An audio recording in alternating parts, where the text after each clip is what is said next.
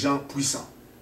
Si le Seigneur Jésus-Christ est donc roi du royaume de Dieu, donc il est capable non seulement de satisfaire chaque besoin de chaque citoyen du royaume de Dieu, mais aussi il a le pouvoir écrasant d'éradiquer toute la puissance de l'ennemi. Ici, l'ennemi du Seigneur Jésus-Christ, c'est Satan. Il a donc le pouvoir de détruire les esprits mauvais, les esprits démoniaques qui ont envahi les hommes et qui détruisent la terre et qui ont structuré la terre à telle enseigne que l'homme aujourd'hui est aveugle. L'homme aujourd'hui est sourd, quoique ayant des yeux et quoique ayant des oreilles. Le royaume de Jésus-Christ, qu'est-ce qu'il est réellement? Le Seigneur Jésus-Christ détermine son royaume. Il donne des paraboles. Il parle d'un homme qui est un semeur qui est sorti pour s'aimer. Il a sémé différentes qualités de semences. Une qualité de semence est tombée entre les chemins où passent les hommes. Et une autre qualité est tombée sur le rocher, où il n'y avait pas assez suffisamment de sable.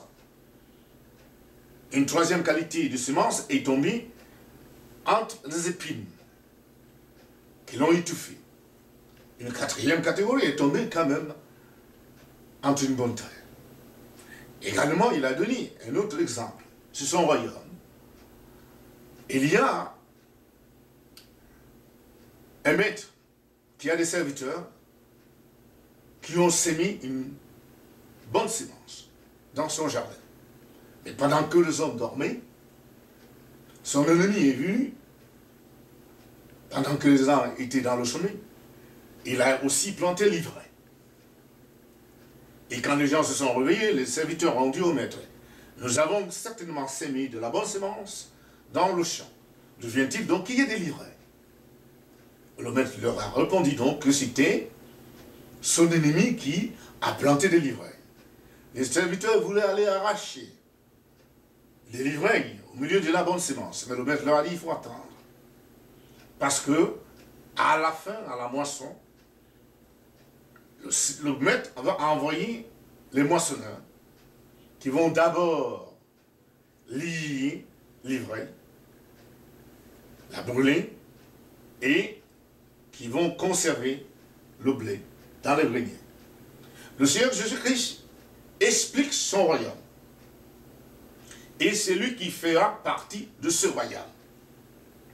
Le royaume de Jésus-Christ a à la tête Yahweh Dieu le Tout-Puissant. Et lui, Jésus, il est l'héritier. C'est un royaume. C'est-à-dire, le roi est un monarque. Dieu ne partage pas le pouvoir avec quelqu'un. Et Jésus, c'est le prince, parce qu'il est fils de Dieu. Étant donc prince, il est héritier de tous les biens de Dieu. Donc, il a le pouvoir que Dieu lui donne. Et Dieu lui donne le pouvoir sans fin. Comme le teste le prophète, plus qu'un prophète, Jean, qui dit que Dieu aime le Fils et il lui donne l'Esprit sans mesure. Alors, le royaume dont parle Jésus-Christ, c'est un royaume réel. C'est un royaume palpable. C'est un royaume tangible. Ce n'est pas une imagination. Ce n'est pas un dogme. Ce n'est pas une idée. Ce n'est pas une machination. Mais c'est la réalité palpable du royaume de Dieu. Le royaume de Dieu a un territoire. Et ce territoire du royaume de Dieu est très large. Une partie se trouve sur la terre. La terre fait partie du territoire du royaume de Dieu. Mais Dieu a promis qu'il va seulement détruire cette terre et la remplacer par une autre parce qu'il en est le créateur. Et sur la terre, il y a les habitants du royaume de Dieu. Sans tenir compte des autres univers qui constituent aussi le territoire du royaume de Dieu. Mais je tiens compte seulement de la planète Terre, du territoire terrestre. Et sur ce territoire terrestre, il y a les citoyens du royaume de Dieu. Et ces citoyens du royaume de Dieu sont les disciples accomplis du Seigneur Jésus-Christ. C'est-à-dire les personnes qui croient que le Seigneur Jésus-Christ est réellement le Fils de Dieu, qui se sont repentis, c'est-à-dire qui ont laissé leur manière de vivre, qui ont laissé leur manière d'organiser la société, qui ont laissé des règles sociales qui se sont formées eux-mêmes, les règles qu'ils ont émises eux-mêmes, car ces règles ne viennent pas de Dieu. Parce qu'un royaume est également caractérisé par la loi. Parce que le roi, ce qu'il dit devient une loi, et la loi qui est dite par le roi doit être appliquée. Toute personne, tout citoyen s'identifiant à un royaume ne le fait que par la loi. On s'identifie au royaume de Dieu par la loi du Seigneur Jésus-Christ. C'est pour cette raison que le Seigneur Jésus-Christ dit: enseignez ceux qui viendront à moi à observer mes commandements. Nous sommes liés au royaume de Dieu. J'ai dit nous, c'est-à-dire toute personne, qu'il soit noir, qu'il soit blanc, que la personne soit noire, que la personne soit blanche, nous sommes liés à Jésus-Christ uniquement et seulement uniquement par la loi de Dieu. Et cette loi de Dieu est la loi qu'on a donnée à Moïse. Et la loi qui a été aussi des ordonnances qu'on a confiées aux prophètes. Et également l'éclaircissement, les explications que le roi Jésus-Christ a amenées lui-même sur la terre et qui ont été compilées dans un livre que nous appelons la Bible. Et c'est dans ce livre-là, cette compilation, la Bible, que nous voyons, cette Bible aujourd'hui, c'est cette Bible qui fait pour nous la loi de Dieu. Quand on veut venir à Dieu, quand Jésus dit: repentez-vous, car le royaume de Dieu est proche, on entre dans le royaume de Dieu par la repentance. C'est par la repentance qu'on entre dans le royaume de Dieu. On n'y entre pas par une profession verbale des foi. On n'y entre pas parce qu'on a levé la main au cours d'une évangélisation. On n'entre pas dans le royaume de Dieu autrement.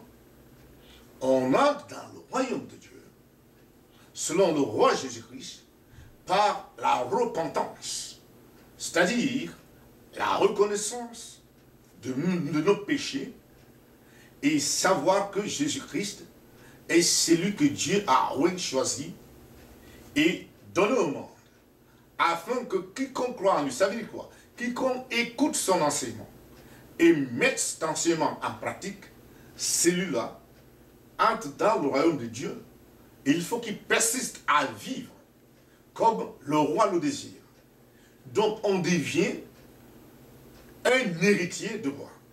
On devient en un mot un co-héritier du Seigneur Jésus-Christ. Voilà comment on devient citoyen du royaume de Dieu. Revenons donc à la question de savoir où est donc le royaume de Dieu sur la terre. Le royaume de Dieu sur la terre est devant nous. Nous voyons ce royaume. Il y a la terre qui est là. C'est un élément du royaume qui appartient au Seigneur Jésus-Christ. Il y a des croyants, disciples accomplis du Seigneur Jésus-Christ qui sont là. Ce sont les enfants du royaume. Maintenant, pourquoi est-ce que les disciples du Seigneur Jésus-Christ n'arrivent pas encore à produire, à être bénis comme la Bible leur dit? C'est parce qu'il y a un problème. Le problème a été la compréhension du mot royaume. Quand l'évangile nous arrivait, qui a été prêché à nos ancêtres, à nos grands-grands-parents, par ceux qui n'y comprenaient pas grand-chose, ou par ceux qui ont appliqué sa culture et qui l'ont laissé déjà, venant de l'Europe, et nous avons hérité un système colonial, c'est-à-dire où on ne nous voyait pas comme les autres, pour ceux qui sont africains. La même chose peut être dite pour ceux qui sont asiatiques, ou bien pour ceux qui sont américains. Toutes les colonies ont subi le même système, parce que le système partait d'une même source, l'Europe. Donc, c'est dans l'accompagnement du système colonial, dans l'exclusion, de la production des décisions politiques ou administratives ou économiques ou monétaires des indigènes, comme vous et moi, c'est-à-dire les gens de couleur, les gens qui ne sont pas européens, étant déjà très exclus, alors on a falsifié, dévié l'explication, la connotation que le Seigneur Jésus-Christ donne au mot royaume de Dieu. Royaume de Dieu. Et maintenant, nous comprenons que le royaume de Dieu n'est pas des verbes, ce n'est pas une imagination, c'est une réalité. Car le roi doit être capable de protéger ses citoyens. Si un roi est incapable de protéger ses citoyens, ce roi va perdre sa royauté parce qu'il sera dominé par un autre roi plus puissant que lui. Alors, puisque le roi Jésus-Christ est plus puissant que tout roi, il est plus puissant que toute domination, il est plus puissant que toute autorité, donc il a le pouvoir, il a la capacité de nourrir, de satisfaire chaque besoin de chaque être humain qui croit en lui sur la terre. En quoi le faisant? Revenons dans la création. Quand Dieu créa l'homme, quand Dieu a créé l'homme, il ne lui a pas donné une machette, il ne lui a pas donné un tracteur, il ne lui a pas donné quelque chose. Même l'homme a été créé étant nu. Mais Dieu, qu'est-ce qu'il a donné à l'homme? L'homme a tout ce qu'il a dans ce qu'il est. L'homme a tout ce qu'il a dans ce qu'il est.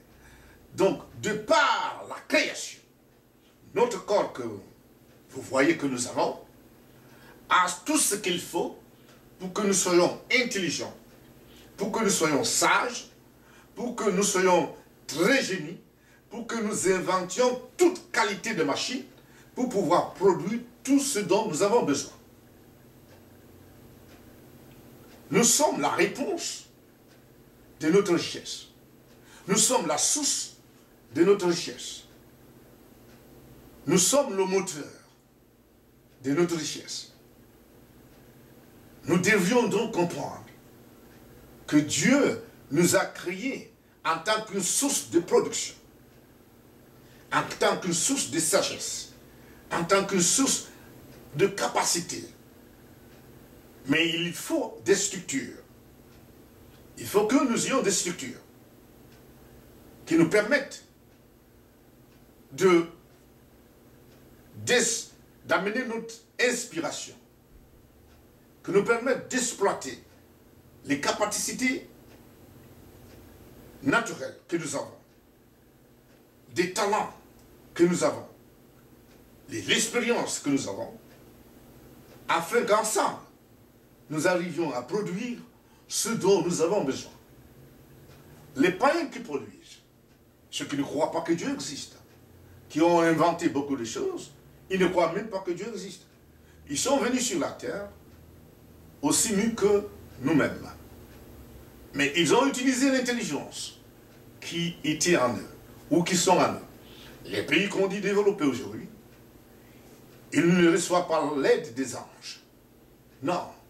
Ils croient à une chose, aux capacités naturelles que Dieu leur a données, qu'ils ont, parce qu'ils ne croient pas que Dieu existe.